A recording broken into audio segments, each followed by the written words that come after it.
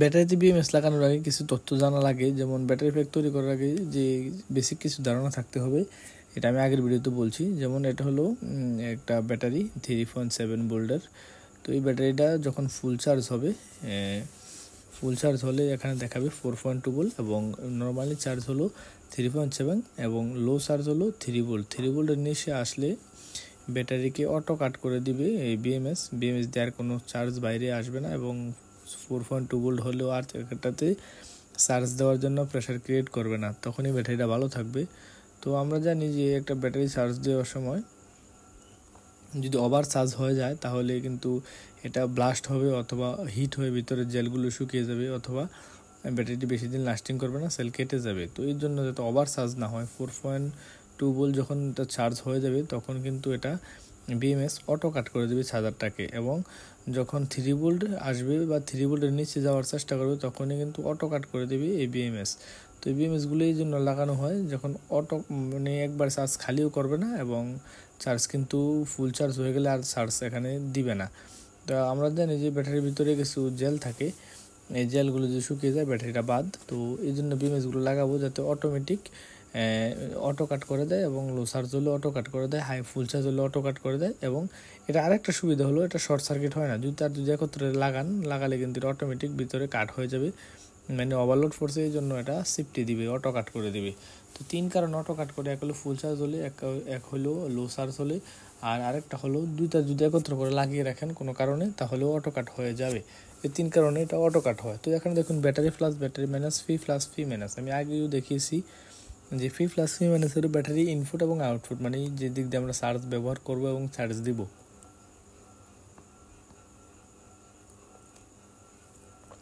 আর এই দিক দিয়ে দেখেন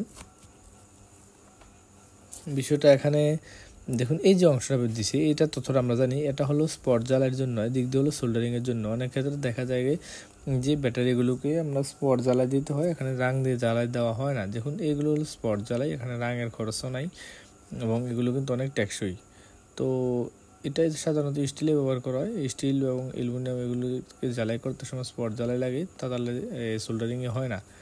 তো এখানে দেখুন এই যে পাতিটা, এই পাতিটা যদি এখানে লাগাইতে হয় আপনি সোল্ডারিং করেও লাগাইতে পারবেন এবং স্পট জ্বালাই দিয়েও লাগাইতে পারবেন। তো এই জন্য কোম্পানি এই বাড়তি লোহার পাতটা লাগাইছে এখানে, যাতে কেউ চাইলে স্পট জ্বালাই দিতে পারে অথবা রাঙের জ্বালাই দিতে পারে। এখানে লাগিয়ে মানে তাতাল লাগিয়ে ধরে রাখলে কিন্তু এটা ছুটে পড়ে যাবে।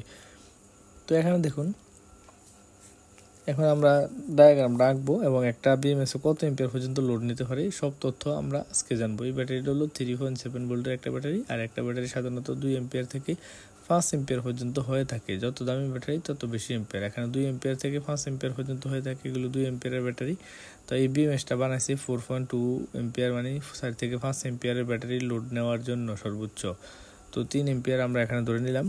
আর এখানে আমরা 5 এম্পিয়ারের ক্ষেত্রে এখানে 2টা ব্যাটারি আমরা আমাদের হিসাবে ব্যবহার করতে পারি, কিন্তু এই বিএমএসগুলোতে আমরা এখন আপাতত 2টা কানেকশন করে দিচ্ছি। হ্যাঁ, 2টা দিলে কিন্তু 2 দুগুণে 4 এম্পিয়ার।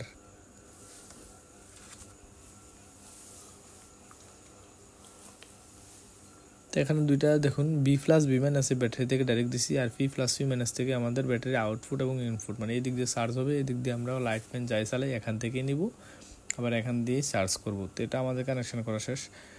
আর আমরা প্র্যাকটিক্যাল এটা দেখবো, দেখার আগে আমি বলে নেই সাধারণত এই বিএমএসগুলো একটা বা 2টা ব্যাটারির জন্য ব্যবহার করে, আপনি যদি চান 4টা ব্যাটারির জন্য মানে ব্যবহার করতে পারেন। তাতে একটা সমস্যা, সেটা হলো আপনার চার্জগুলো আস্তে আস্তে হবে। তো চার্জ আসতে হলে তো আমাদের সমস্যা নেই, কিছু কিছু প্রজেক্ট আছে সারাদিনই চার্জে লাগানো থাকলে এটা আমাদের কোনো সমস্যা নেই। এখানে ব্যাটারি আমরা 5টা লাগালেও কোনো সমস্যা হবে না, কারণ এখানে আস্তে ধীরে চার্জ হলেও কোনো সমস্যা নাই। এই জন্য এটা কিন্তু ভোল্টেজ বাড়তেছে না, 3.7 থাকতেছে, এই কারণে বিএমএসটা নষ্ট হবে না। যদি এম্পিয়ার বেড়ে যায় তাহলে কিন্তু বিএমএস ফেটে ফুটে যাবে, নষ্ট হয়ে যাবে। তো এখানে আমরা যদি একটু বিষয়টা দেখাই আপনাকে, এখানে এই ব্যাটারিটার ভোল্টেজটা আছে আসলে 4 ভোল্ট, 4.1 বা 0, মানে 4 ভোল্টের আশেপাশে আছে আমরা ধরে নিলাম।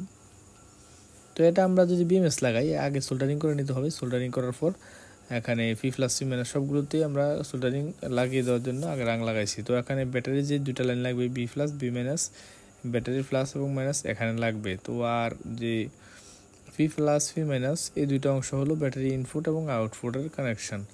এদিক দিয়ে চার্জ হবে এবং এই দিক দিয়েই কোনো লোড টোড চালাইতে এটাই ব্যবহার করা হয়। তো আমাদের কানেকশন করা শেষ এবং আমরা যদি বিষয়টা চেক করে দেখি সব কিছু ঠিকঠাক আছে কিনা। দেখুন এখানে 4.1 ভোল্টেজ দেখাচ্ছে এবং যদি শর্ট সার্কিট করি কিন্তু অন্যান্য যদি বিএমএসটা ব্যবহার না করতাম এখানে কিন্তু ধোঁয়া ছুটে যেত এবং তারটা অনেক গরম হয়ে যেত বা ব্যাটারি অনেক গরম হয়ে যেত। কিন্তু এখানে দেখুন কিছুই হচ্ছে না, এইগুলো কিন্তু অটো কাট করে দিচ্ছে। বিএমএসের অনেকগুলো সুবিধা, তার মধ্যে 3টা হলো প্রধান সুবিধা, যেটা বললাম শুধু অটো কাট করবে ফুল চার্জ হলে এবং লো চার্জ হলে এবং শর্ট সার্কিট হলে। 3 কারণে এটা অটো কাট করবে বিএমএস। তো পাওয়ারফুল একটা জিনিস আসলে। দেখুন এখানে কানেকশন করা শেষ। তো আপনারা যদি এই কাজগুলো আসলে করতে চান এগুলো একটু স্টাডি করতে হবে কাজগুলো করার আগে। বিএমএস কিন্তু একটা কিনে আনবেন আর লাগাইবেন তাও কিন্তু হবে না, হবে কিন্তু ওই জিনিসটা তো পরিপূর্ণতা পায় না আপনি যদি পরিপূর্ণভাবে না বোঝেন জিনিসটা। তো এখানে দেখুন আমরা যদি এখানে সর্বোচ্চ আমরা 2টা ব্যাটারি লাগানোর ক্যাপাসিটি আছে 2 এম্পিয়ার, যেহেতু এগুলো আসলে একটু আর বেশি এম্পিয়ার, একটা 3 এম্পিয়ার 4 এম্পিয়ার আশেপাশে আছে, তারপর আমরা ধরে নিলাম 2 এম্পিয়ার করে।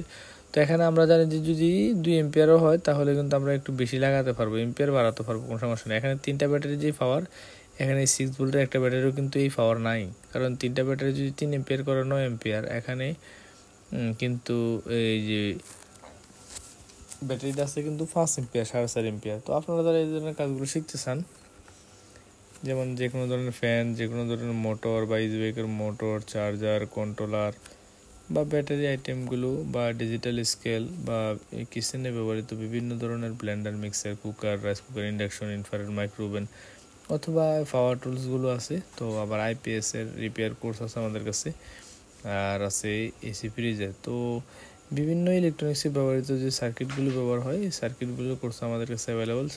সরাসরি এসে এই কাজগুলো শিখতে পারেন অথবা আমাদের ইউটিউবের ভিডিওগুলো দেখে দেখেও এই কাজগুলো শিখতে পারেন। Thank you for watching this video.